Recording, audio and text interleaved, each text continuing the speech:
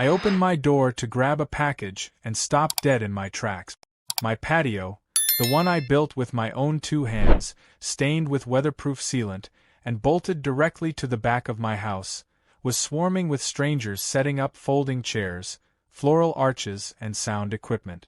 A man in a tuxedo rehearsed vows on my deck, while a woman in a sequined gown barked orders at a team of caterers rolling in trays of hors d'oeuvres.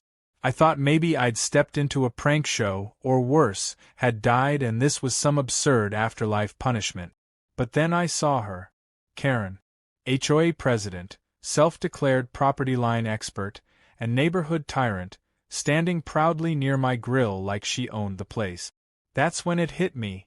This wasn't some random misunderstanding. This was a full-blown wedding, and Karen had turned my patio into her niece's ceremony stage. The only problem?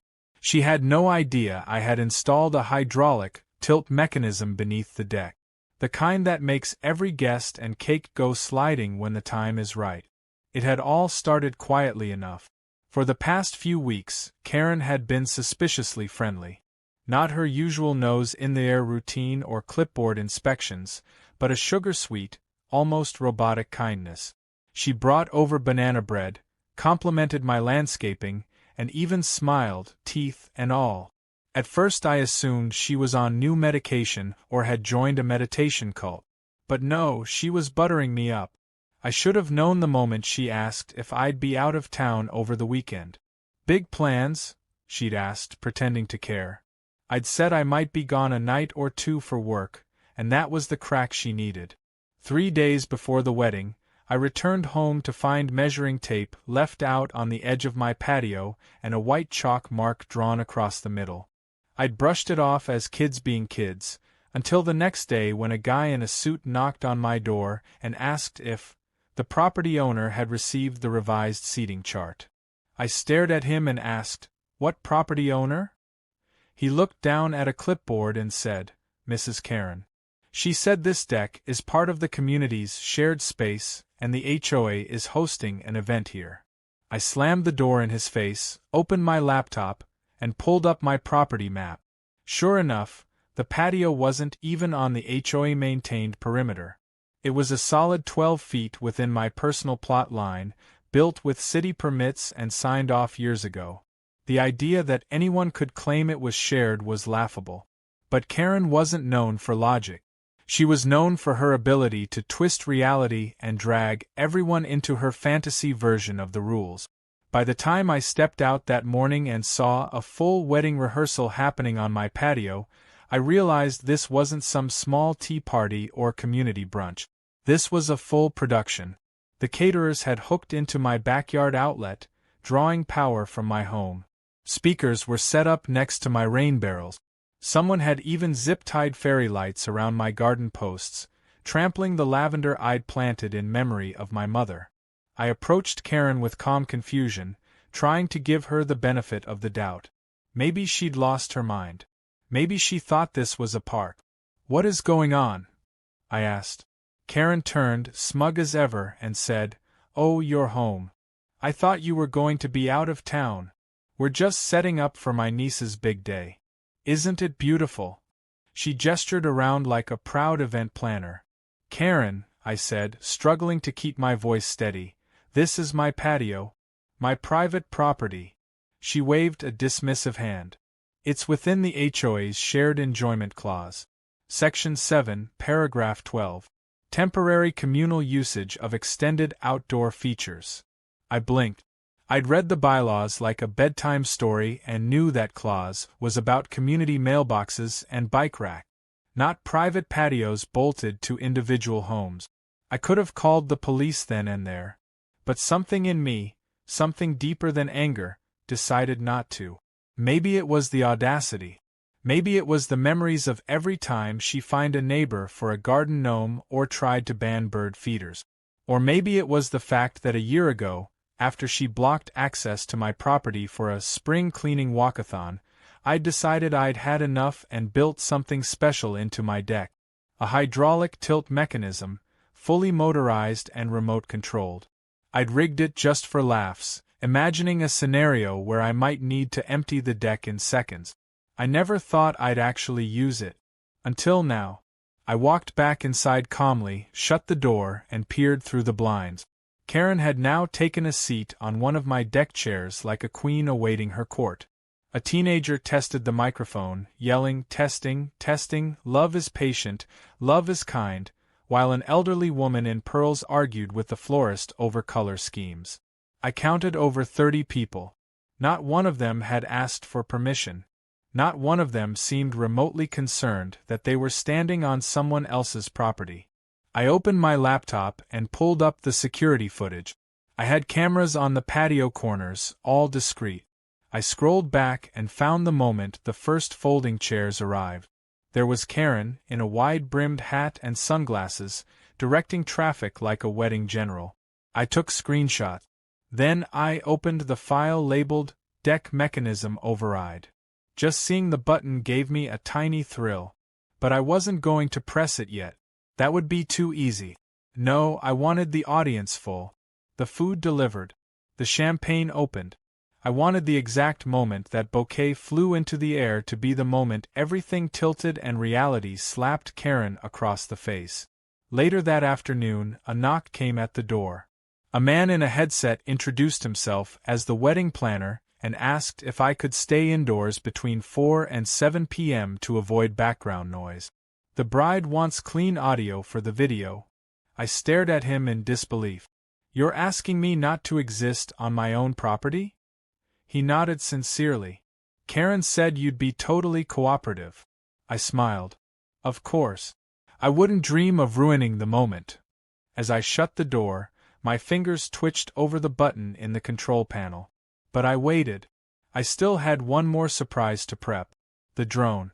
I hadn't used it in months, but today it would fly again, recording the entire event from above, streaming it to a private server. Because when this deck tilts and sends the wedding party sliding into my koi pond, I wanted the whole world to see what happens when you cross a calm man with hydraulics and a Karen who didn't ask permission. The day before the wedding felt like watching a circus train slowly derail in my own backyard. From early morning, the commotion began again, only this time there were even more strangers. A team of men wearing matching polo shirts and Bluetooth earpieces arrived, unloading what looked like half a banquet hall onto my lawn. Giant tables, silver-plated cutlery, and a portable champagne fridge were hauled across my grass, as if it were some public venue. One of them dragged a cable from my external outlet with such confidence, I almost believed he lived there. And through it all, Karen strutted around in heels far too tall for a lawn, barking orders like a dictator on the eve of battle. It was fascinating to watch. Fascinating and infuriating. She moved like the entire world owed her a wedding venue, and I was simply a stubborn piece of furniture refusing to move out of the way.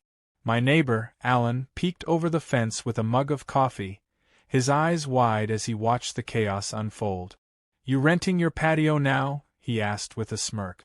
"Apparently," I muttered, but the guests forgot to bring a check. Alan shook his head. "You want me to call someone?"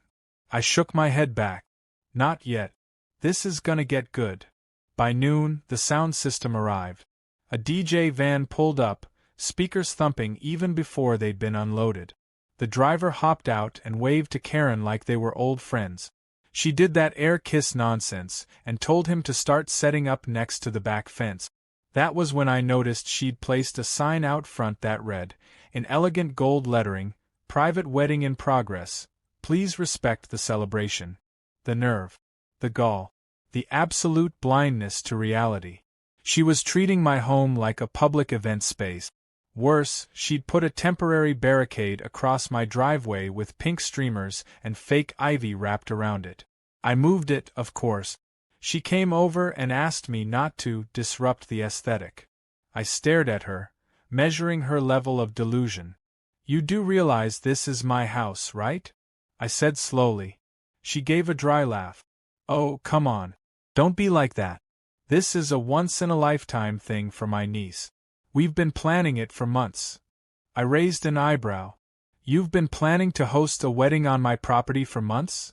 She blinked, clearly not catching the trap. "Well, yes. But it's not really yours alone.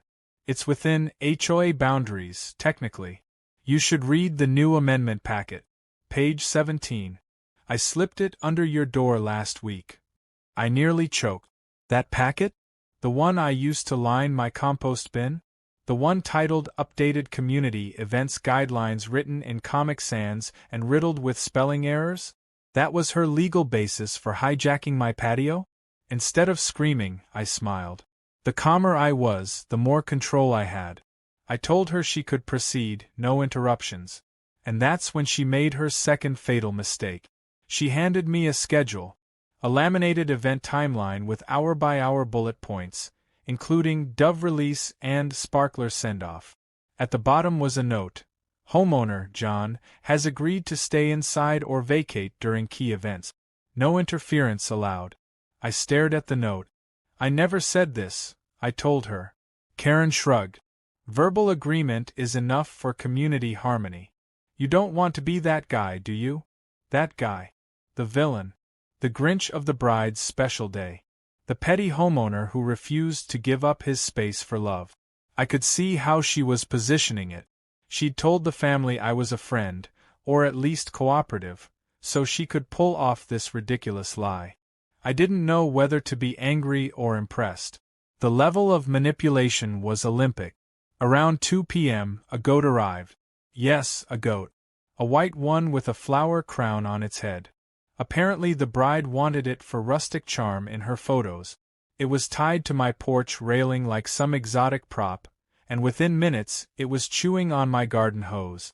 That hose, by the way, had a built-in timer and irrigation setup that I spent 2 weekends installing. Karen noticed the goat and laughed. Oh, he's so cute, isn't he? Don't worry, we'll keep him away from your little plants. I almost laughed back. Little plants.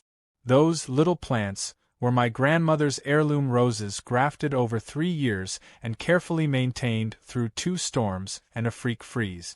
But sure, let the goat munch away. Why not? Later that day, a catering truck reversed into my lawn and left tire tracks that tore the grass into ribbons. I caught one of the caterers opening my side gate to run a power extension through my garage. I asked him what he was doing, and he said, Karen said it's fine. She said it's her brother's place. I stared so hard I think he felt his soul leave his body. He unplugged the cord and backed out, muttering apologies. But the damage was done. They'd made my house ground zero for this fantasy wedding and were treating me like a squatter in it. By late afternoon, a man with a clipboard came by to confirm the final details for the ceremony. He introduced himself as the HOA's event coordinator. I asked when that position was created, and he said, about 3 days ago. Karen voted it in. Just her. No board approval, no meeting, just Karen deciding the HOA needed an event team. And apparently, their first gig was managing a trespass party on my deck. Then came the drone issue. While testing the drone for tomorrow's big reveal, I sent it on a quiet flight loop above the property. It was discreet, smooth, quiet. But Karen noticed. She came storming toward my front door like a woman possessed. You can't fly a drone over private gatherings without written consent, she shouted. I opened the door mid-knock and said, I'm not. I'm flying it over my private property. If you'd like to step off it, I'll stop. She sputtered. This is community space. I pointed to the deed papers in my hand. No, this is lot 107. Paid for, taxed for, maintained by me. This is mine. She retreated, seething, but not backing down. Her entourage was too far in now. The tents were up. The DJ was paid. The goat had eaten my begonias. There was no undoing the train wreck without making herself look like a fool. And she was far too proud for that. So I let them keep going.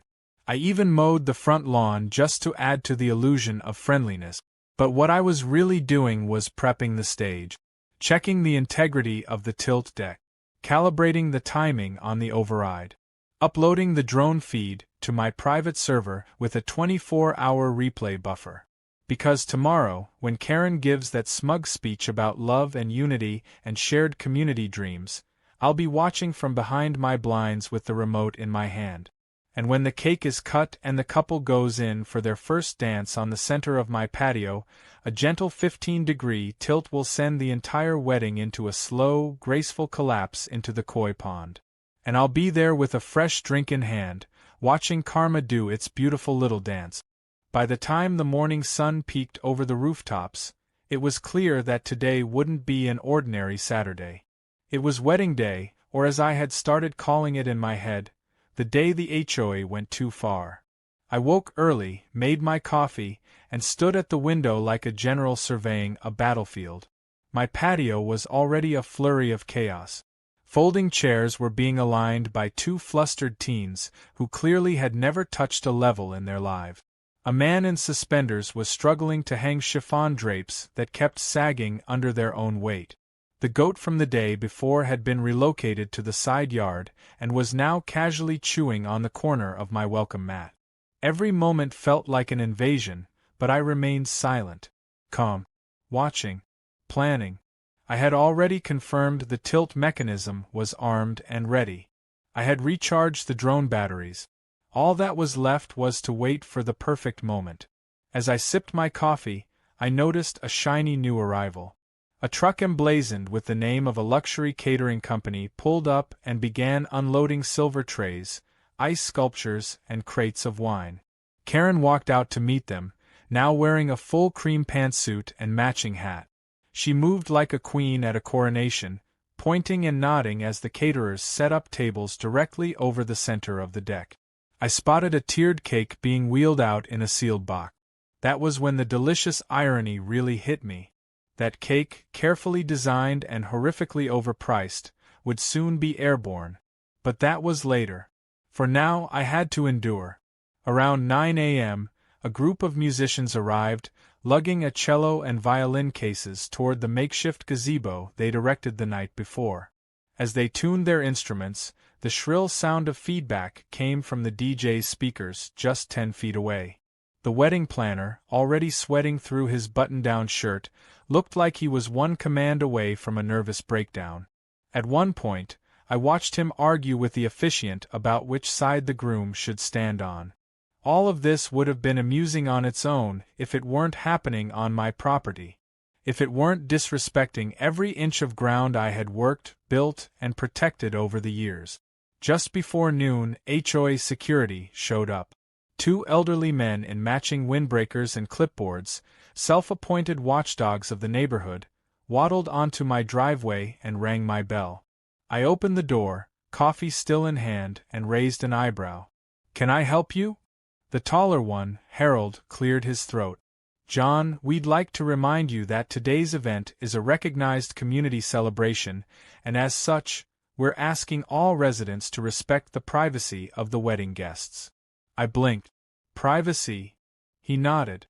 "Meaning no loud tools, no lawn equipment, and we ask that you remain inside or use your side door if you need to leave." I stared at him. "So I'm being banned from my own back door?"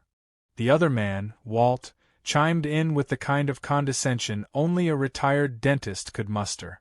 "It's just for a few hours. Think of it like civic participation." I almost laughed. Instead, I leaned in. "You do realize this is my house?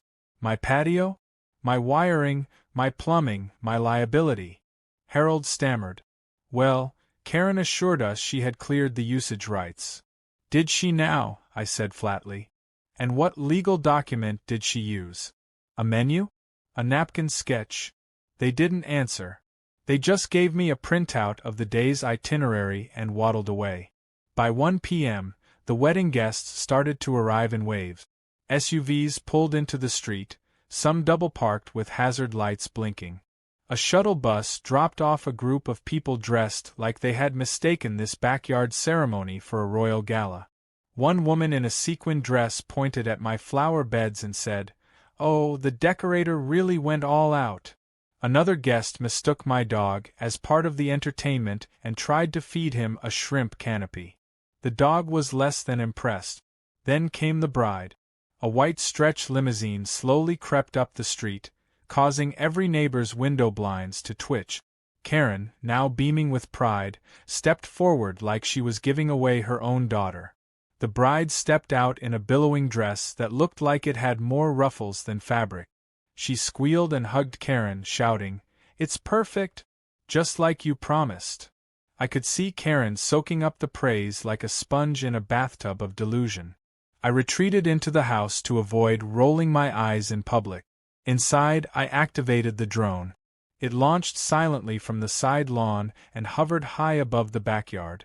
From my control screen, I could see the entire layout: chairs, tables, floral arrangements, and the officiant rehearsing again. I positioned it just right, ensuring it had a clear view of the deck and the koi pond below. The stream was recording.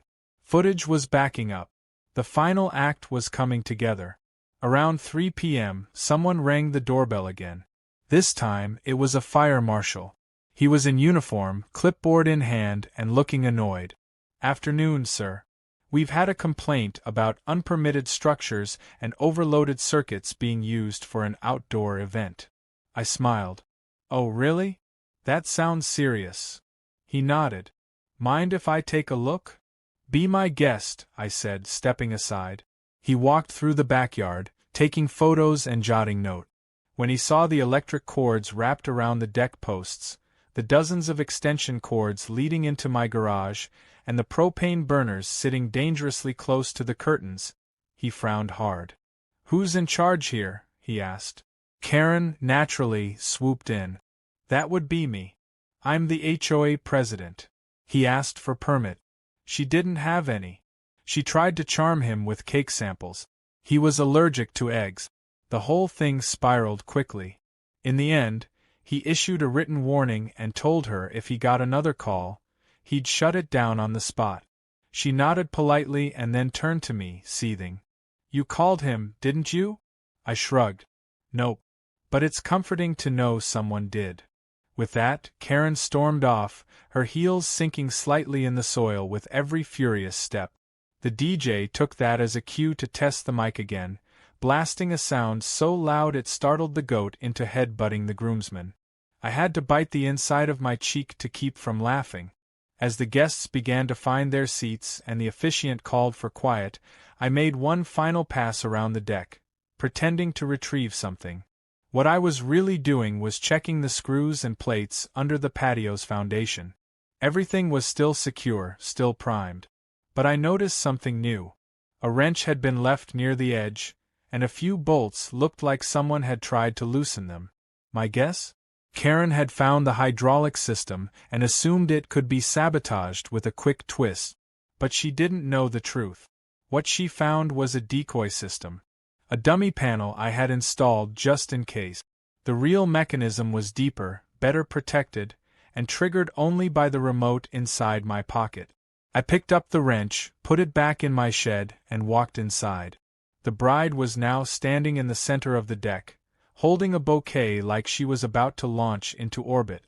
Karen was fussing with the train of her dress. The music started. Everyone stood.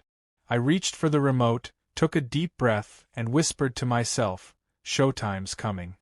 As the first notes of soft string music drifted through the air and the bride took her first step down the makeshift aisle, I stood just inside my living room, watching through the blinds like a man waiting for the perfect storm. The guests rose from their seats in unison, a sea of pastel dresses and polished shoes, completely unaware they were standing on a booby-trapped patio that had been quietly modified with a hydraulic tilt system. From my vantage point, everything looked like a well-produced dream. The officiant smiled wide. The groom tried not to cry.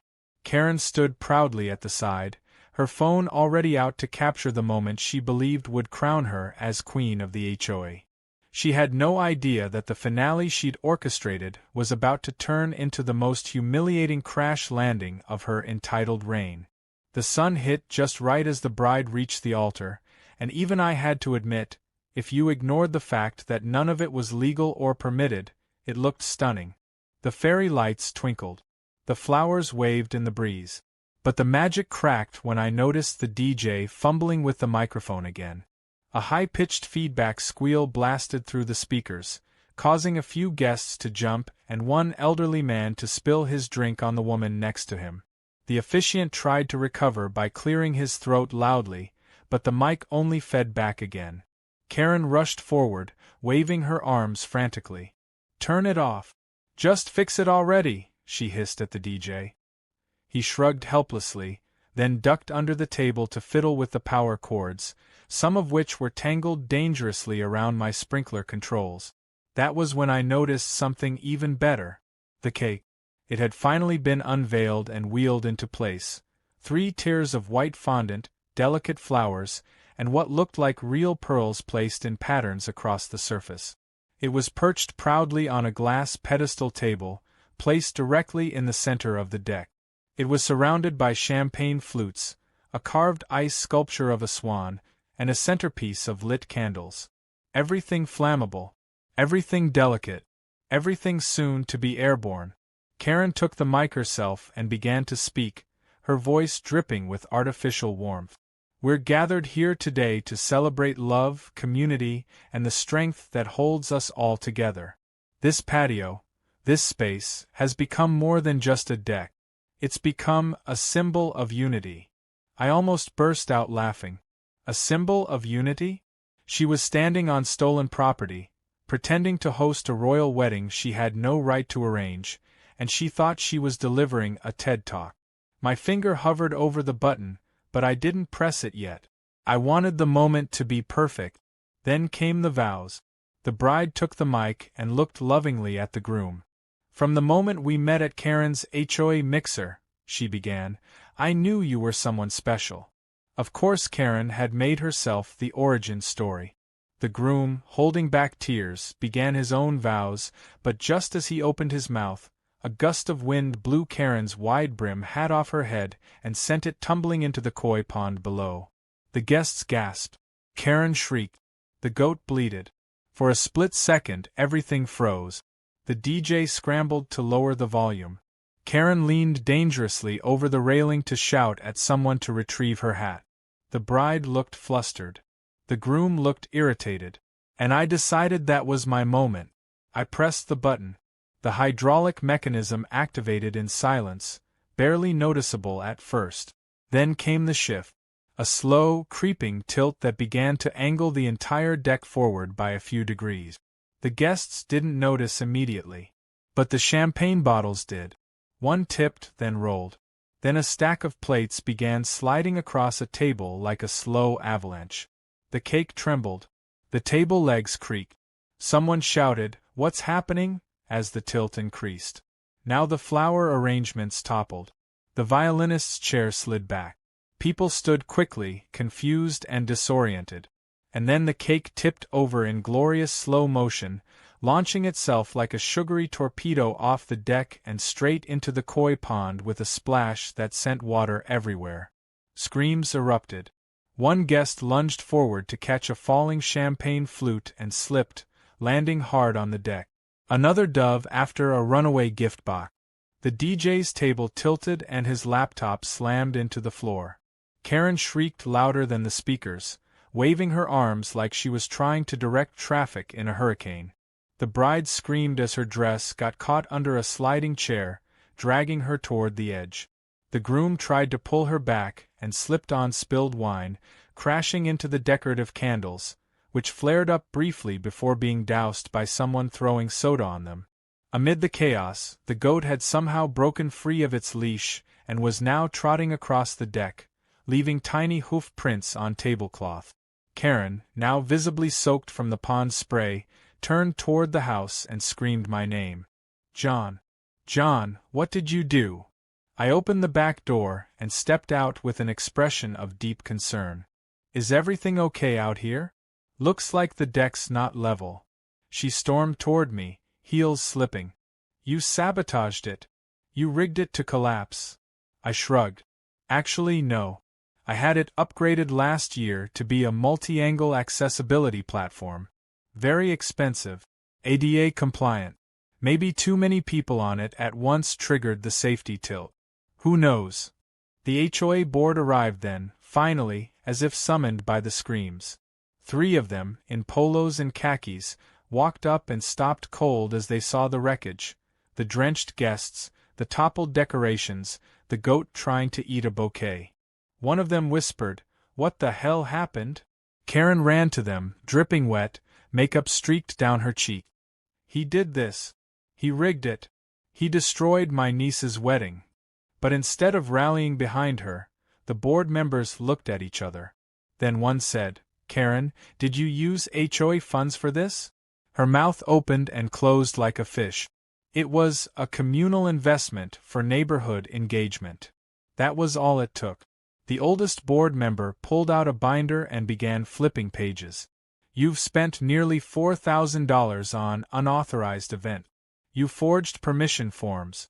You claimed this was approved in a board vote we never had." Karen's voice rose. "You can't talk to me like that. I'm the president."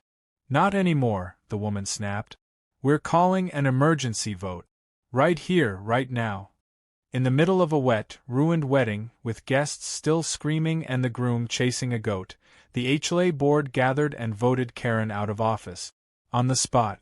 The moment the vote was unanimous, she collapsed into a folding chair that immediately slid off the patio and dumped her into the wet lawn.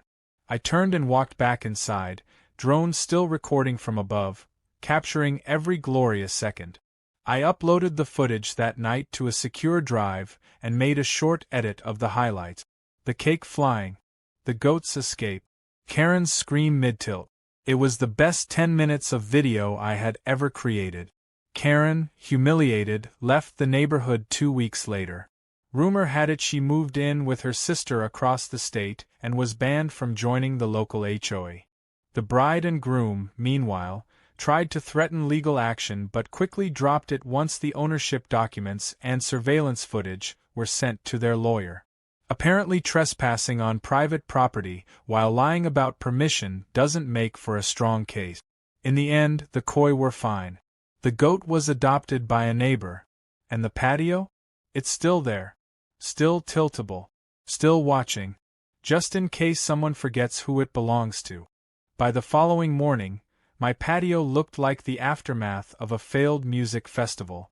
Chairs were strewn across the lawn, deflated balloons tangled in the branches, soaked floral arrangements wilted under the weight of overnight dew, and remnants of the once pristine cake floated lazily in the koi pond like sad, sugary icebergs. The drone footage had already been downloaded, edited, and stored on multiple drives for safekeeping. I hadn't posted it publicly yet, but I knew the moment would come. I just didn't realize how fast everything would spiral once the community caught wind of the disaster.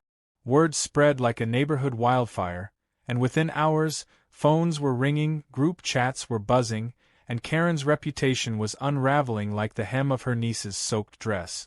I hadn't said a single word in the group thread. Not one message. But others had. Neighbors who had watched the spectacle unfold from their back windows were now sharing screenshots, clips, and stories. Some praised my restraint.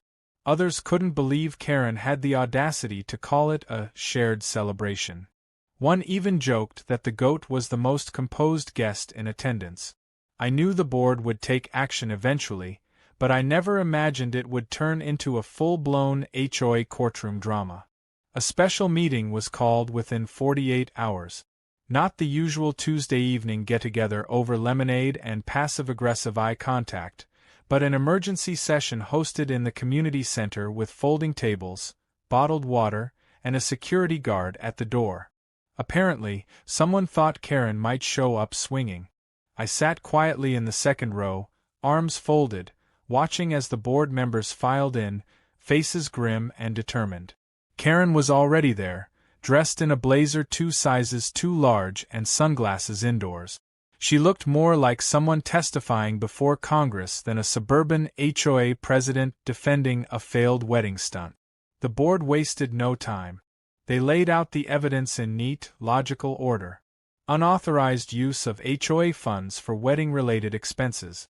Forged permission slips supposedly signed by neighbors who later denied any involvement. Falsified documents labeling my private patio as communal green space. And, of course, the drone footage, projected on a screen in crystal clear HD for everyone to see.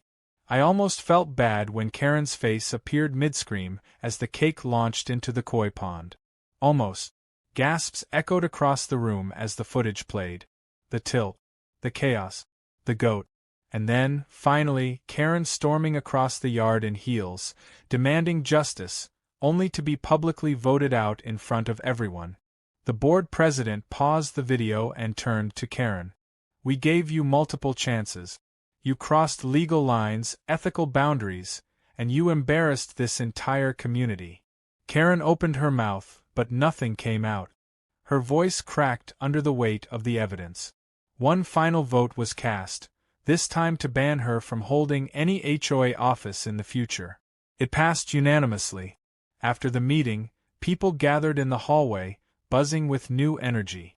Someone asked if I'd consider joining the board. I smiled politely and said I preferred the view from the patio. Another neighbor offered to help repair the grass that had been torn up by the catering truck.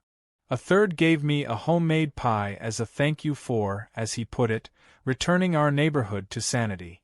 It was like I had unknowingly become the town hero. Not by speech, not by protest, but by pushing one button at the perfect time. Karen moved out within the week.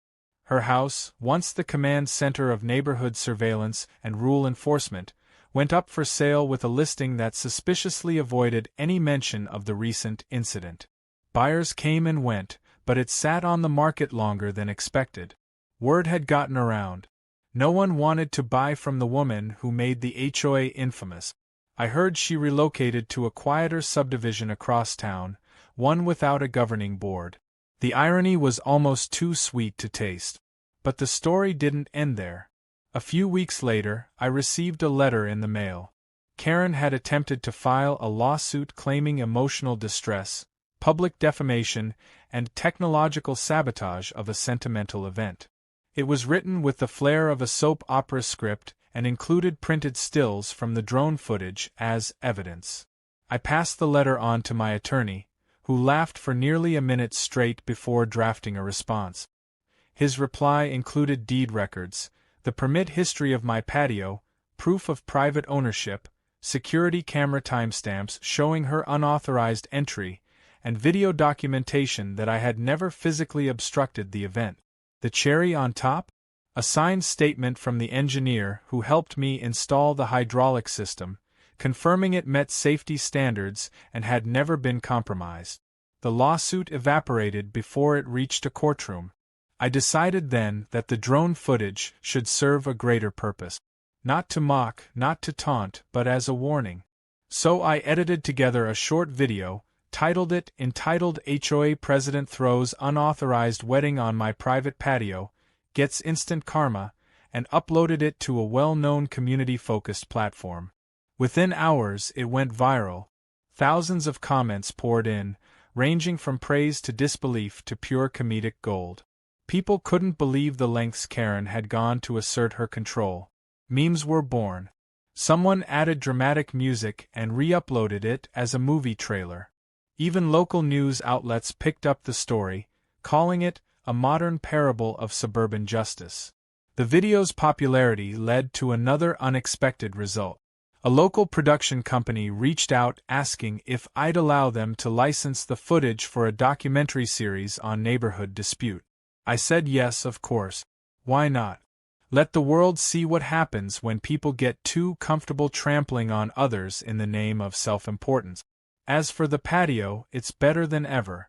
I resealed the wood, added new lighting, and even painted a subtle compass design at the center, just a nod to where the cake once stood before launching skyward. The hydraulic system still works like a charm, although now I've added a small sign above the deck stairs that reads, "Warning, tilts when provoked." Guests think it's a joke. I just smile. I still get the occasional curious visitor who recognizes me from the video. They'll ask if the story was real, if the tilt was staged, if Karen truly existed. I always tell them the same thing. Oh, she was real. Very real. And very loud. The truth is, that wedding taught me something I never expected. that silence, patience, and preparation can sometimes deliver more justice than shouting ever could. The neighborhood is quieter now, more peaceful. There's no one measuring grass lengths or leaving anonymous notes about garbage bins. The HOA meetings are civil again. People smile more. Even the goat, now adopted by a family down the street, has become something of a mascot. And every once in a while, I'll look out at my patio, take a deep breath, and remember the day I watched an entire event slide into a pond, along with years of entitlement, manipulation, and ego. And that's the funny thing. All Karen ever had to do was ask. One conversation. One simple request. But she chose control over courtesy. And in the end, she got exactly what she ordered. A wedding no one would ever forget, held on a patio that answered back.